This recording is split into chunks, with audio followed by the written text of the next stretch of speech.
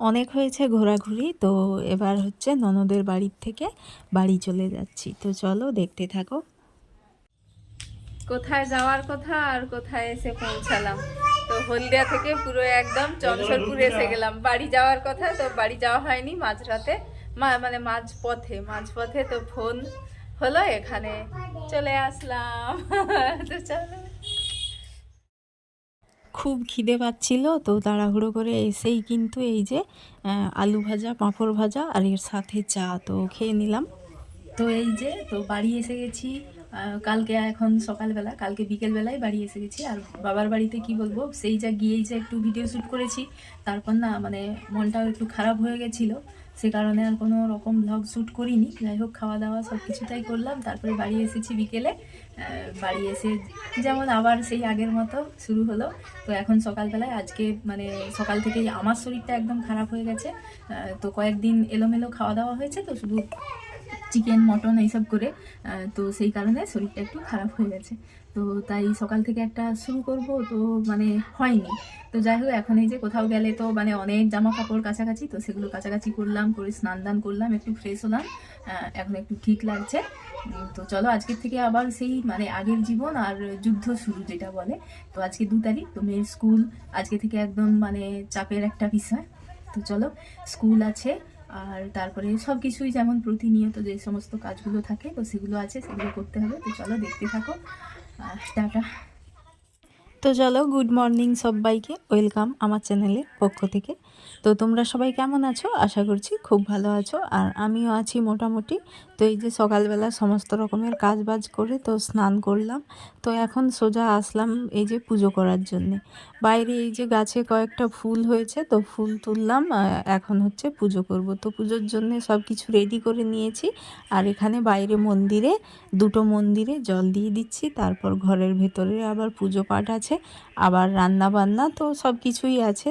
তো আস্তে আস্তে দেখতে থাকো, কাজবাজগুলো একটু শেয়ার করছি তোমাদের সাথে। এই বাইরের ব্লগগুলো না ঠিক করা হয়ে ওঠে না আমার, আমি ঘরের ভেতরের ব্লগগুলো মাত্র করে থাকি। তো যাই হোক, তো এখন এই যে ঘরের ভিতরে আসলাম, এসে এই যে পুজোর জোগাড়গুলো করছি, আর এক এক করে পুজো সারছি। তারপর এই যে একদম কিন্তু মেয়েকে রেডি করিয়ে খাওয়া দাওয়া কমপ্লিট করিয়ে ওকে ছেড়ে দিলাম স্কুলের উদ্দেশ্যে। আর এই যে আজকে হচ্ছে তো কালকে বড়ি দেব, তো এখন তো একদমই আমাদের বড়ি দেওয়া হয়নি। তো বড়ি দেব বলে এই যে ডাল ভিজালাম, তো ছাদের মধ্যে রাখলাম রোদে একটু। তারপরে এই যে সোজা আসলাম রান্নাঘরে এসেই কিন্তু এই যে ভাতটা বসিয়ে দিলাম। আর দেখো কষ্টের কি মানে কি বলবো, প্রতিটা দিন কিন্তু উনুন মানেই এইরকমটা ধোঁয়া হতেই থাকে, তো মাঝে মাঝে চোখে তাকানোও যায় না, এমন একটা কষ্ট হয়। তারপরে যাই হোক, সবটা ঠিকঠাক হলো। তারপরে এই যে টুকটাক কাজগুলো সেরে নিচ্ছি। আর আজকে আমাদের মাসের বাজারগুলো এসেছে, আর এই মাসে কিন্তু অনেক কিছুই থেকে গেছে, তো সেই কারণে বাজার অল্প কয়েকটা হয়েছে, তো সেগুলোই এখন গুছিয়ে রাখছি। এই যে ডাল, তারপরে সিমাই, আর হচ্ছে জিরে, পোস্ত, আমন্ড বাদাম, কাজু বাদাম, তো এই সমস্ত কিছুই ছিল, লবণ, আর হচ্ছে ছিল চিনি, তো এই টুকটাক কিছু জিনিসগুলো, আর তেল, তো সেগুলো গোছানো হয়ে গেছে। এখন এই যে বাবার বাড়ির থেকে বাদাম এনেছিলাম, তো এই বাদামগুলো না ভাজা করব। তো রান্না বসিয়েছি, আর এদিকে গ্যাসের মধ্যে কিন্তু বাদাম ভাজা বসাবো। তো কিছু বাদাম বের করে নিয়েছি, আর এগুলোকে, তো বাদামগুলোকে না একদম কড়া তাতাই করে একদম হালকা হালকা করে চাপা দিয়ে দিয়ে ভাজতে হয়, তাহলে কিন্তু ভালোই লাগে। তো যেহেতু এত কম বাদাম, তো মানে মেশিনে যেখানে ভাজানো হয়, তো সেখানে দিলেও হতো, তো একেবারে সব হয়তো ভেজে দিত, কিন্তু বাড়িতে যেহেতু আছে, তো অল্প অল্প করে ভাজবো, তো খাওয়া খেতেও ভালো লাগবে, আর যাই হোক সবটা ভালো হবে। তারপরে এই যে পরপর রান্নাগুলো করছি, আর এখন এই যে সবজিগুলো আগে রান্না করলাম, তারপরে এই যে ফ্রিজে দেখলাম অনেক মাছ, মা বলছিল যে অনেক মাছ আছে, তো দেখো কি মাছ রান্না করবে না করবে, তো সেগুলো দেখে তুমি রান্না করো। তো এই যে মাছগুলো এখন বের করলাম, দেখলাম যে অনেক রকমই মাছ আছে, তো যাই হোক দেখে একটা রান্না করব। তো আমি আজকে একদম নিরামিষ, তো আর বাকি সবার মাছ রান্না হবে। তো আজকে এই যে পুঁটি মাছ, তো এই মাছগুলো ঝাল রান্না করব, আর এই যে পুকুরের মাছগুলো ছিল ওগুলো মাখা বানাবো, বড়ি দিয়ে, পেঁয়াজ দিয়ে বড়ি মাখা যেটা হয়, তো ওটা করব। তো এদিকে আমার এই যে, যেহেতু আমি নিরামিষ করেছি, তো কয়েকটা বড়ি ভাজবো, তো সবার জন্যেই ভাজবো। আর বাদাম ভাজা কিন্তু এদিকে কমপ্লিট হয়ে গেছে।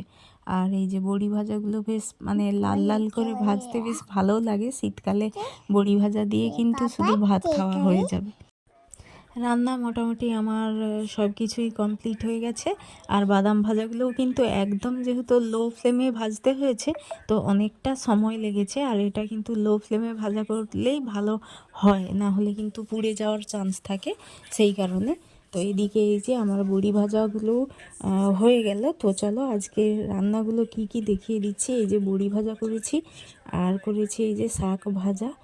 আর শাক ভাজাটা একটু অল্প হয়ে গেছে, মানে নরম তো।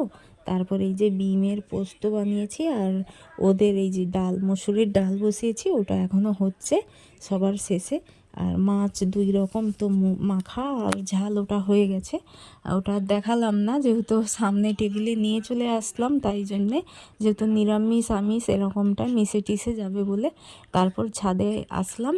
তো যেহেতু বড়ি দেবো কালকে, তো বড়ি দেওয়ার জায়গাটাকে আজকে রেডি করছি।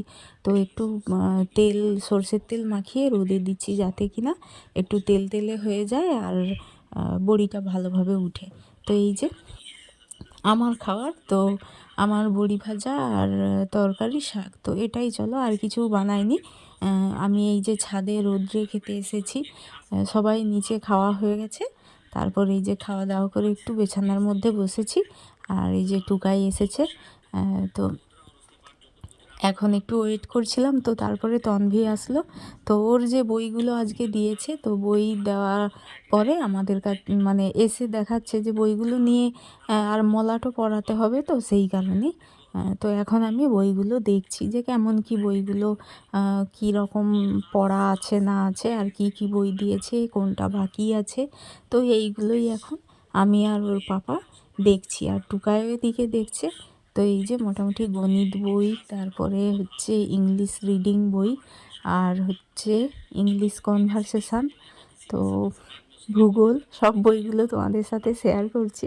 ইতিহাস, বিজ্ঞান, আর হচ্ছে জিকে, কম্পিউটার, তারপর আছে হিন্দি, তারপর আছে কালার, আর 2টো গ্রামার বুক, তো আছে, আর এটা বাংলা। তো 2টো গ্রামার বই বাকি আছে, ইংলিশ গ্রামার আর বেঙ্গলি গ্রামার। তো একদম সন্ধে, অন্ধকার হয়ে গেছে, তো রান্না করব। হঠাৎ মনে হলো যে ধনেপাতা আনলে ভালো হয়।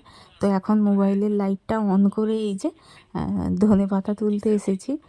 তো ভাবলাম যে ধনেপাতা দিলে একটু ভালো লাগবে, তো সেই কারণেই আসলাম। তো যাই হোক, ধনেপাতা এই যে বাড়িতে কিন্তু এইসব জিনিস থাকলে কিন্তু একদম সুন্দর কিছুই। তো অন্ধকারের মধ্যে আমি কিন্তু ভয়ও লাগছিল, ছুটে ছুটে যাচ্ছি একদম ছুট লাগিয়ে। তো চলো সন্ধেবেলায় যে মানে একদম সন্ধেবেলায়, যেহেতু সন্ধে টন্ধে দেওয়ার পরে এখন রান্নাঘরে এসেছি, আর রুটি বানাবো। তারপরে আর হচ্ছে ফুলকপি তরকারি বানাবো। তো এই যে ফুলকপিগুলো হালকা গরম জলে না হলুদ আর লবণ দিয়ে একটু, এই সময়ের ফুলকপিকে যদি মানে করে নেওয়া হয় তাহলে বেশ ভালো হয়, কারণ পোকা টোকা থাকে, তো সেই কারণে ওরমটা করি। তারপরে কষিয়ে রান্না করলে কিন্তু স্বাদটাও ভালো লাগে। তারপরে এই লঙ্কাগুলো রোদে দিয়েছিলাম, তো এর বোঁখাগুলো ভেঙে ভেঙে এখন কৌটোতে গুছিয়ে রাখবো। তো একদম সময় করতে পারিনি, তো এই সময় করলাম। তারপর এই যে তরকারিটা তুলবো। তো এটা হচ্ছে ফুলকপিটা, যেহেতু নিরামিষ বানাবো, তো তো যেহেতু আমিও নিরামিষ, তো সেই কারণে না মানে ধনেপাতাটা আরও তোলার জন্যে ছিলাম যে ধনেপাতাটা দিতেই হবে, সেই কারণে। আর হচ্ছে এখন কষিয়ে কষিয়ে একটু ফুলকপিটা ভালো করে রান্না করব। আর তারপরে আবার মানে অনেক কাজ আছে আজকে, অনেক কাজ আছে, বলার নেই। তো এই যে বাচ্চাদের নিয়ে কিন্তু রান্নাবান্না কমপ্লিট করেছি। তারপরে এই যে এসেছি উপরে, তো এতগুলো বইয়ের মলাট পরাতে হবে, কারণ আমার কিন্তু সবসময় আমি মানে বই দেওয়া যা, তো একদম রাত্রের বেলায় আমি সব বইগুলো মলাট পরিয়ে নিই। তো এখন এই যে বসেছি মলাট পরাতে, তো অনেকটাই সময় লেগে যাবে। তো যাই হোক, এক এক করে মলাট পরিয়ে নেব এখন। এই মলাটটা তো এই মলাটগুলোই প্রতি বছর কিনি। তো এই বছর দেখছি কি এই মলাট পেপারগুলো না খুবই অল্প রয়েছে। মানে একটা মলাট পেপারে তো মানে কুলোচ্ছিল না এই কয়েকটা বইয়ের মধ্যে। তারপর এই যে ওর পাপা আসলো, এই যে বাদাম ভাজা এখন উপরে আনলো আর আমরাও খেলাম দুটো দুটো করে। তারপর ওর পাপাকে বলছি যে আমি কয়েকটা বানিয়েছি মলাট।